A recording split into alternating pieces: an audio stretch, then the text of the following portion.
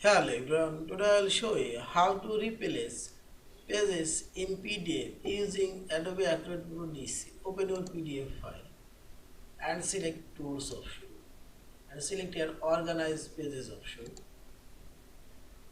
Now select your pages you want to replace. I'll select this page and I will replace this blank page. Now select Replace option and inside this one and select Open and OK.